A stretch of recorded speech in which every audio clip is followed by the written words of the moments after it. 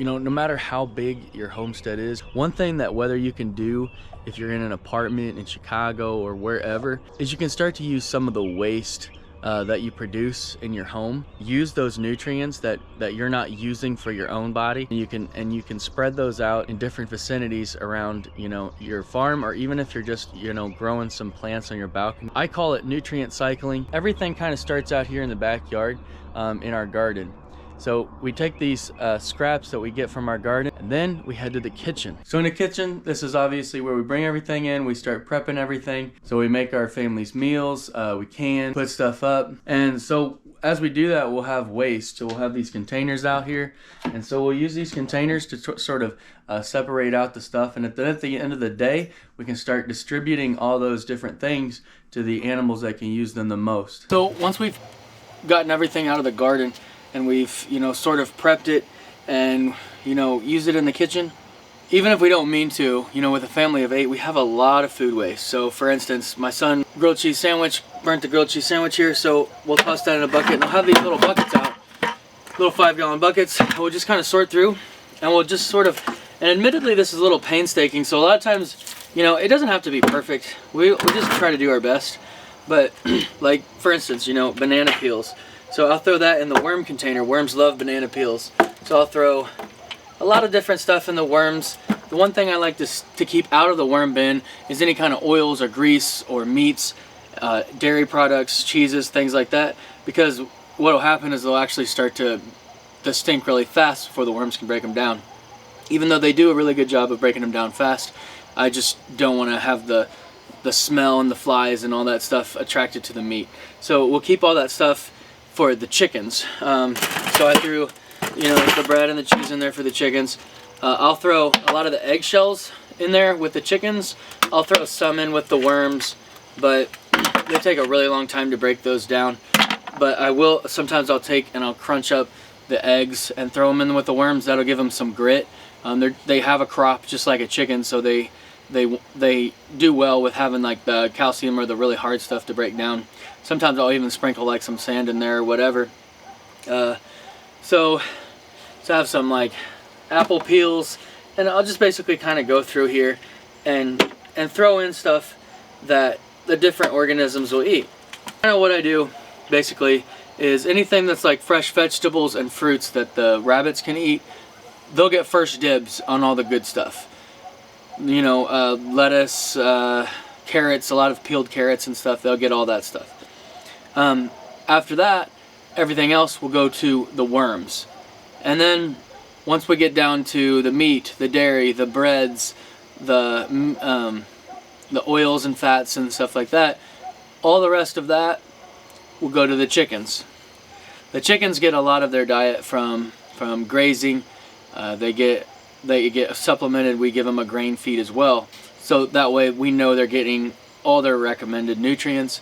The same thing with the rabbits. While we feed them a lot of food scraps, we also feed them a lot of anytime we weed the garden.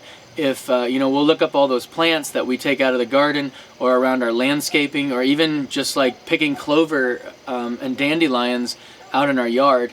You know, we'll make sure that they can have those plants, and we'll put those plants in there with them so they get a wide variety of, you know, actual plants instead of just eating pellets all the time, which we supplement with pellets again, but that's just to make sure they get all the different nutrients that they need.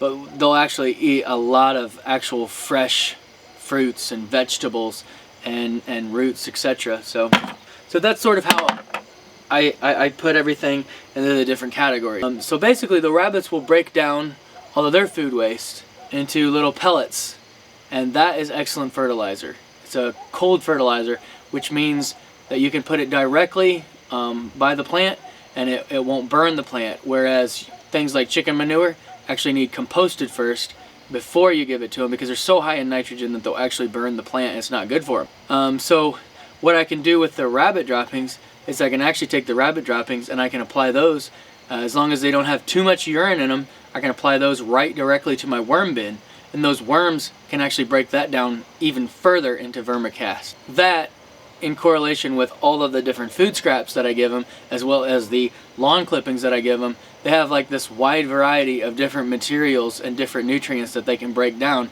and that makes that vermicast extremely rich and extremely full of nutrients that plants love.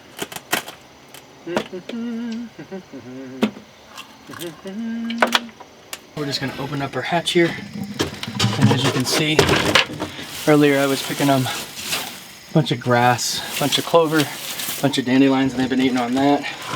Now I'm just going to take this food waste here, drop that in. We've got some, pepper tops, and there's some carrots in there.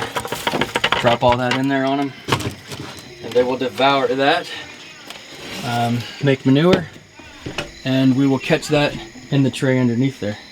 So guys, here we are at our worm bin. So I'll just show you guys what we got in here currently. Got an old pear, some potato peelings and stuff like that, and they're currently in there right now breaking that down. We got a really good population. Now underneath of here we actually have what's mostly vermicast, and they've already broke down most of this. As you can see, it's pretty much just really good clean vermicast. And so that is what's been in there a long time, and we have on top here what we're currently having them break down. So I'm just going to pour all of these vegetables out here on top there, and they will start to break those down immediately.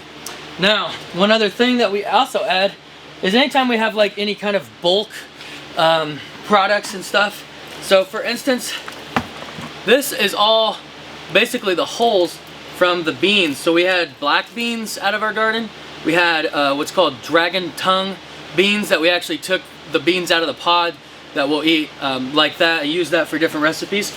And then there's some green beans and stuff, like when we snap our green beans to pickle them or to freeze them, we have the ends of those green beans. So we have like a ton of waste there. And when I say waste, I guess it's not actually waste because we're not wasting it. We're just giving it to the worms for them to break down, for them to use that nutrient, and it will return back to the soil, and which will return back to the garden. So we'll give them all of that, and they will actually break that down very, very quickly. Especially when you get to a certain population size, they really, really do a good job. They will basically grow to the size of the container, and as long as you keep giving them food, they will continue to populate and grow bigger and bigger. And you can put them in different bins. You can put them outside, and you can let them break down in the outdoor bin, and you can just really go from there. Easy to take care of, and they do a wonderful job and give us great compost. So we're sort of at our last stage here. So as you can see, the chickens are behind me, and so they also produce a large amount of nitrogen, which is also great compost. It just takes a little bit of time to break down. Like I said before, it's a hot compost, or it's a hot manure. So you can't just kind of go and throw that in your garden or on your plants or whatever, because it will burn them. It has so much nitrogen in it. So what we like to do is we have what's called like a deep litter method. So inside of here, we kind of just throw all of our scraps around on the floor of the pen, and what they'll do is they'll go through there and they'll scratch all that stuff up.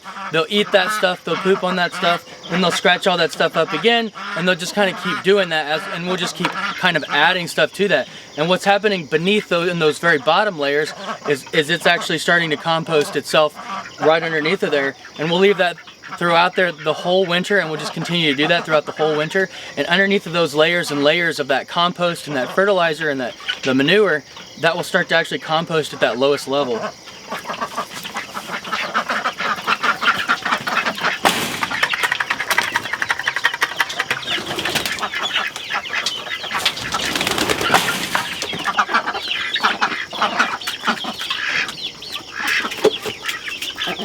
So when we're ready to harvest that compost, we'll just do a full clean of the entire thing, and we'll be able to harvest that compost from our run, and then we'll go through there into the actual chicken coop itself. We'll get all the bedding materials, the pine straw that we had laid down, and the like the pine shavings, and all the manure and everything that we had in there for them, to keep clean and keep the smell down.